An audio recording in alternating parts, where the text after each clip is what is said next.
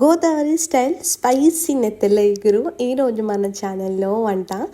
దీనికోసం ఫస్ట్ నేనైతే 1/2 కిలో నెత్తెలకి ఒక 2 ఆనియన్స్ తీసుకుని 1/2 టమాటో వేసుకుంటున్నా, కొంచెం అల్లాన్ని వేసుకుంటున్నాను, అలాగే ఒక పాయ వెల్లుల్లిని కూడా ఇట్లా వేసుకొని ధనియాలని 1 టేబుల్ స్పూన్ వేసుకొని 1/2 టేబుల్ స్పూన్ జీలకర్ర యాడ్ చేసుకుంటున్నాను, అలాగే ఒక 2 ఇలాచీస్ కూడా వేసుకుంటున్నా, కొంచెం చెక్క అండ్ లవంగ మొగ్గలు ఒక 3 వేసుకొని ఇట్లా కోర్స్గా గ్రైండ్ చేసుకొని పక్కన పెట్టుకోవాలి. ఇప్పుడు నేను మట్టి దాకలా తీసుకుంటున్నా బికాస్ ఆఫ్ టేస్ట్.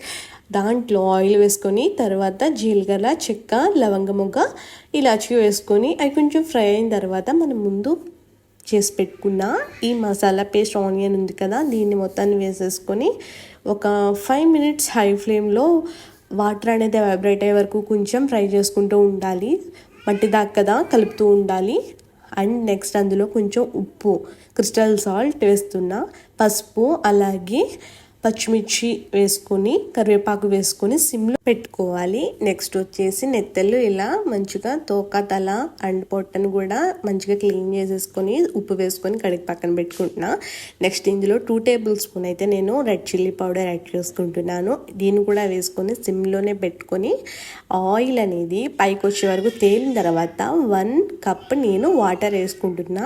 ఈ వాటర్ అనేది కొంచెం వేడెక్కి మరుగుతున్న టైంలో మనము ఈ చేపల్ని ఇందులోనే వేసేసుకోవాలి. ఇందులో వేసేసుకున్న తర్వాత ఒకసారి గరిటె పెట్టుకుని కలపాలి. నెక్స్ట్ అసలు గరిటె పెట్టకూడదు. సో ఇప్పుడే మంచిగా కలిపేసుకొని సాల్ట్ అన్నీ అడ్జస్ట్ చేసుకోవాలి. ఇట్లా కలిపేసుకున్న తర్వాత మూత పెట్టేసి ఒక 10 మినిట్స్ అట్లా కుక్ అవనివ్వాలి. లాస్ట్లో కసూరి మేతి యాడ్ చేసుకొని కొంచెం కొత్తిమీర వేసుకొని గార్నిష్ చేసుకుంటే ఎంతో టేస్టీ అయిన నెత్తెల ఎగురు తయారు.